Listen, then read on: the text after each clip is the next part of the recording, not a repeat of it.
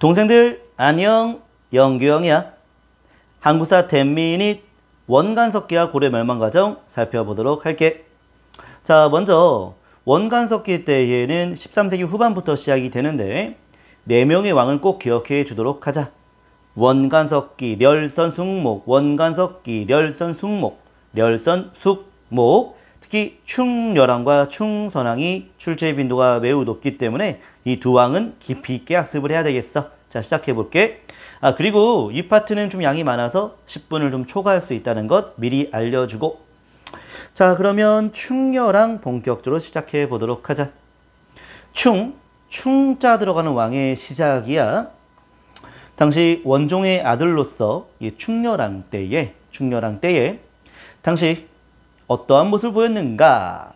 특히 충렬왕에 대한 우리 캐릭터 연상 한번 해볼까? 원의 간섭에서 고려를 외치다. 원의 간섭을 당했던 대표적인 사례가 바로 요 정동행성 설치였지. 일본 원정을 위한 기구였고, 그래서 우리가 일본 원정에 동원되기도 했다는 것, 충렬왕 때였어. 근데 정동행성의 장은 고려의 왕 승상이었다는 것도 살짝 알아두고, 자, 그럼에도 불구하고 고려를 외쳤던, 자주성을 유지하고자 했던 노력들, 자, 원의 직속령이었던 동령부와 탐라총관부 수복했고, 권문세족들의 만행, 자, 개혁하기 위한 전민변정도감. 이 전민변정도감은 임시기구가 되기 때문에 설치와 폐지가 반복되지. 자, 그리고 자, 바로 원간석기 때에 바로 삼국유사와 제왕운기라고 하는 민족적 역사서도 만들어졌고, 안양은 원나라에서부터 본격적으로 성리학을 도입하게 되었다. 자, 관학진흥책으로 문묘, 서막점, 경사교수도감 등등이 있었고, 당시 홍자번이라고 하는 자가 편민실팔사라고 하는 개혁안을 제시한 적도 있었다. 자, 그런데 이 충렬왕 때에 원나라 앞잡이들, 권문세족들이 장악하는 기구 도평의사사가 설치가 되자 당시 충렬왕은 왕 측근 기구인 필도치를 통해서 대응하고자 했었지만 실패하게 되었지. 자, 도평의사사는 권문세족들의 권력기구로 쭉 지속되었다라고 얘기할 수 있겠어. 자, 이렇게 충렬왕 살펴봤고 이제 충선왕 살펴보도록 하자. 충선왕의 캐릭, 공민왕 이전의 개혁을 외치다. 공민왕 이전의 최고의 개혁가였었지. 자, 사리먼이라고 하는 왕명 출납기구, 바로 개혁기구였었던 거지. 그런데 이런 개혁에 대해서 못마땅 여겼던 바로 이 개국대장공주.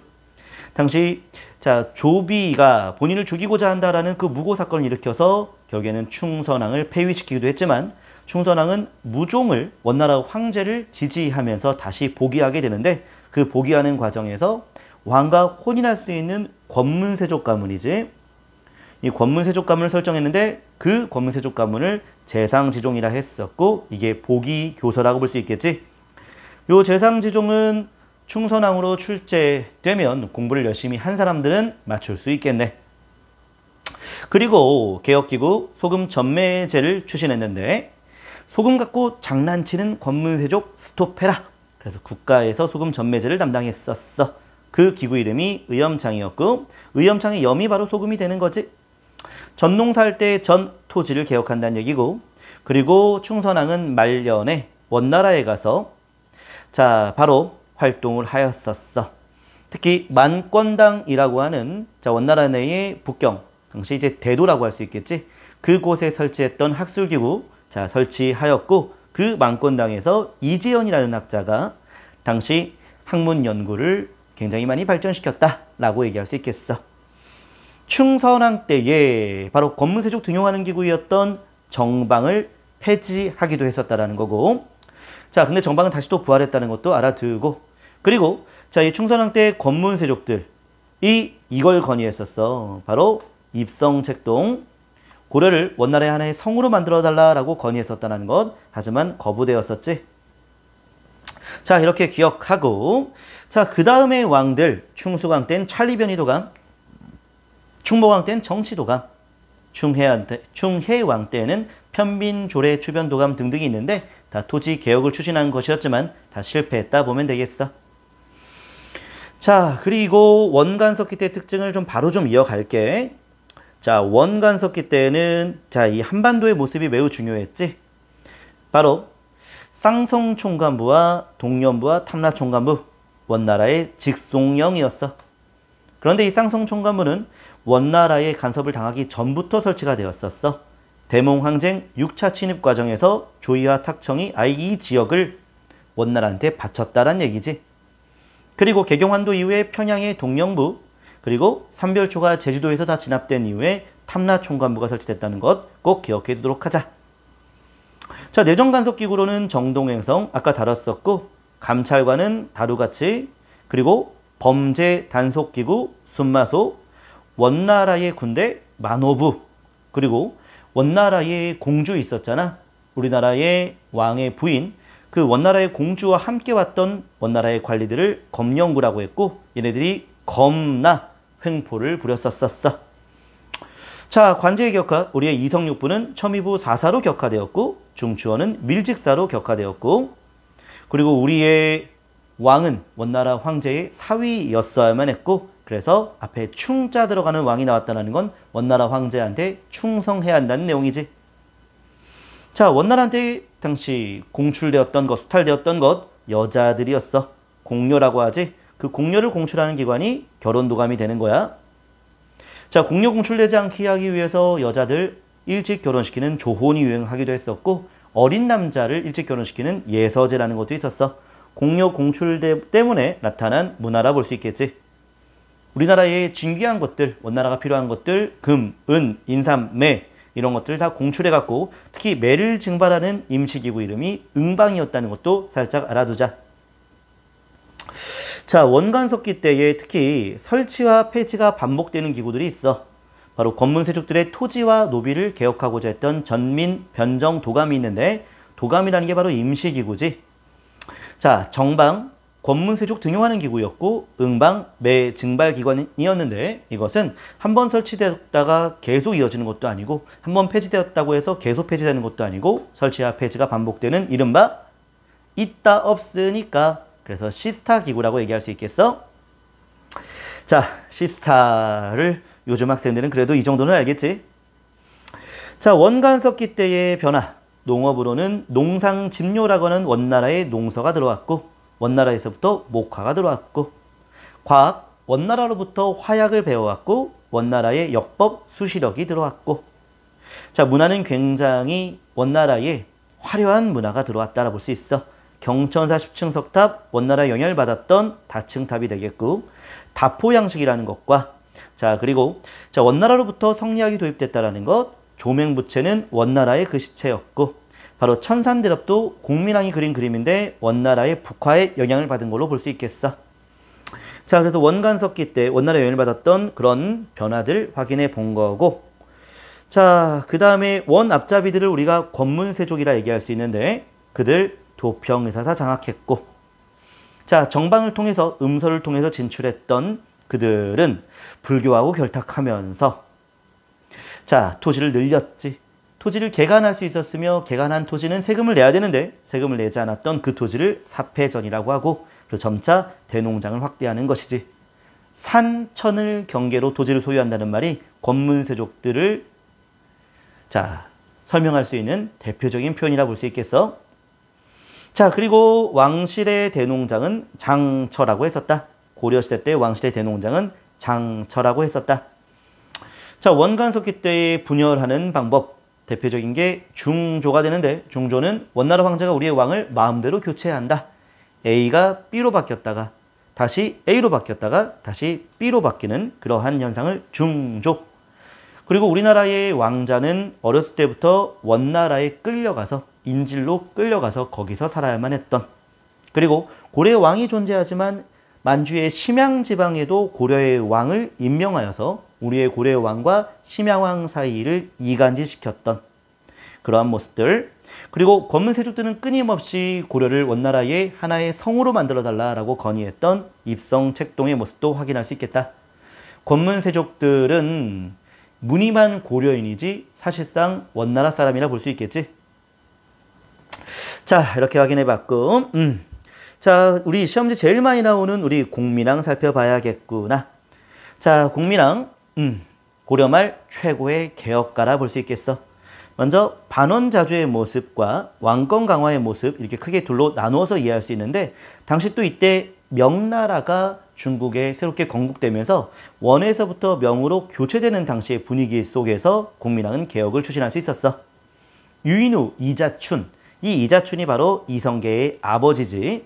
바로 유인우, 이자춘 이런 자들의 활약으로 마지막까지 남았던 원나라의 직속령 쌍성총관부를 수복했고 정동행성 이문소도 폐지하였으며 관제 복구를 단행했다. 자, 격화되었던 관제를 다시 정상화시켰다 볼 수 있겠지. 그리고 몽골의 문화, 몽골풍 폐지했고 자, 원나라의 앞잡이 대표적인 기철이라고 하는 자가 원나라 황제의 부인 기황후의 오빠였고 이 기철이 입성책동을 건의했던 인물이야. 이 기철을 철퇴로 날려버렸던 공민왕의 개혁. 자, 당시 요동, 요양지방에 당시 동령부가 옮겨졌었고 그곳을 공격한 적도 있었고 명나라의 연호를 썼으며 명나라의 역법 대통령을 썼던 원명교체기 때의 당시 분위기를 잘 활용하여서 원나라 세력들을 몰아내고자 했던 공민왕의 개혁이라 볼 수 있겠다. 자, 원나라 앞잡이가 바로 권문세족이었지. 권문세족들의 기반을 약화시켜야 왕권 높아질 수 있잖아. 그래서 권문세족들이 등용되었던 기구 정방을 폐지했고 그 권문세족들의 토지를 정상화시키고 권문세족들이 불법적으로 노비 만든 것 정상화시키기 위한 기구가 전민, 변정도감, 당시에는 개혁적인 승려 신돈이 추진하게 되었다. 과거제와 성균관을 새롭게 정비했던 것은 새로운 신진인사, 신진사대부들을 등용하기 위함이었었고 그리고 도평의사사를 견제하기 위한 기밀 담당 기구 내재추자라는 것도 만들었던 것이었는데 공민왕, 자, 또 국제정세의 큰 변화 속에서 큰 어려움도 있었어. 홍건적 한족 세력들인데 그들이 쳐들어와서 일시적으로 공민왕이 자, 수도를 버리고 안동으로 피신 간 적이 있었다라는 거야. 그 과정에서 김용이라는 자가 흥왕사에 있는 공민왕을 죽이고자 했던 사건도 있었는데 자, 그 과정에서 공민왕은 큰 시련을 겪었지. 자, 당시 공민왕을 지켜줬던 노국대장공주, 하지만 그 이후에 아이를 낳는 과정에서 죽게 되었고 공민왕은 신돈한테 모든 개혁을 맡기게 되었었지만 신돈도 결국에는 개혁에 실패하게 되었어. 자, 공민왕은 말년에 자제의 소년들과 자, 실정하는 모습을 보였었고 그 과정에서 공민왕은 죽게 되었다. 자, 공민왕 죽음 이후의 상황인데 자, 당시 이인임이 당시 이제 공민왕의 피살에 대한 진상조사를 담당했던 자였고 이 자가 그 과정에서 권력을 장악했지. 자, 이 이인임. 자, 이인임은 또 다른 권문세족 일파였어. 친원 세력이었다라는 거지. 그래서 이러한 시대적 변화를 역행하는 인물, 계속 권력을 유지할 수 없어야 되겠지. 그래서 최영과 이성계 같은 자들이 이인임을 제거했었고 자, 최영이 더 이성계의 수장이었었는데 당시 인물의 명이 철령위라고 하는 지역, 철령위는 바로 쌍성총관부가 있었던 그 지역인데 그 지역을 요구하게 되지. 최영은 절대 줄 수 없다라고 해서 당시 요동을 정벌하겠다라고 맞섰지. 그래서 이성계를 시켰는데 이성계는 4가지 이유를 들어서 요동 정벌을 하면 안 된다라고 판단했지만 수장이 시키면 가야 되지. 자, 그래서 이성계는 요동 정벌하러 가는 과정에서 요동 정벌보다는 차라리 자, 권력을 장악하는 것이 훨씬 승산이 있다라고 판단했던 거지. 자, 그래서 군대를 돌이켰지. 그래서 위화도에서 군대를 돌이켜서 권력을 장악하게 되는 거지. 위화도 해군을 통해서 권력을 장악했던 이성계, 바로 우왕을 제거하고 최영도 제거하고 그리고 왕을 창왕으로 올렸지만 창왕도 가짜라는 이유로 공양왕을 자, 바로 제비뽑기로 뽑았었지. 그 공양왕 때에 군권을 장악하기 위해서 자, 이성계는 삼군 도총제부라는 것을 설치하게 되었어. 삼군 도총제부, 군권을 장악해냈으니까 전면적인 개혁 추진할 수 있었던 건데 그 전면적인 개혁 과전법에 대해서 찬성했던 세력들과 함께 조선을 건국하게 된 거야. 그래서 조선이라는 것은 과전법이 자, 실시가 된 다음에 건국되었고 이 과전법을 실행에 옮기기 위한 이상적인 나라를 만들기 위한 그 나라가 바로 조선이었다라는 것이야. 과점법은 전면적인 토지개혁이었기 때문에 혁명적인 바로 혁명파 사대부, 정도전, 조준, 윤소정 같은 인물들이 적극 지지했고 그래서 이들이 과점법 찬성, 조선 찬성, 불교는 근본적으로 부정하는 모습을 보였고 허나 과점법 실시에 대해서 과점법을 반대했다는 건 조선에 대한 반대, 역성혁명을 반대하는 것이었지. 그들이 바로 정몽주 길제였고 온건파 사대부들은 조선 건국에 참여하지 않았던 세력으로 볼 수 있겠다. 나중에는 이 혁명파 사대부가 훈구파로 그리고 온건파 사대부가 살인파로 이어지게 되는 거야. 조선시대 때는. 자, 신진사대부 중에서도 이렇게 혁명파 사대부, 온건파 사대부로 나눌 수 있겠는데 신진사대부 중에서 이 혁명파 사대부를 급진 개혁파 이렇게도 얘기를 하고 반면 온건파 사대부는 온건 개혁파 이렇게도 얘기한다는 것도 살짝 참고해서 알아두고 자, 어쨌든 이들은 다 신진사대부 되기 때문에 성리학을 중시했고 그리고 친명배원의 모습을 보였으며 그리고 왕도 정치를 표방하고 있었다라고 얘기할 수 있겠다. 자, 신진사대부의 공통점까지 확인해 봤고 결국에는 이 혁명파 사대부들과 바로 신흥무인 세력이었던 이성계의 당시 연합으로 새로운 사회 조선이 건국되었다라고 확인할 수 있겠네. 자, 수고하셨습니다.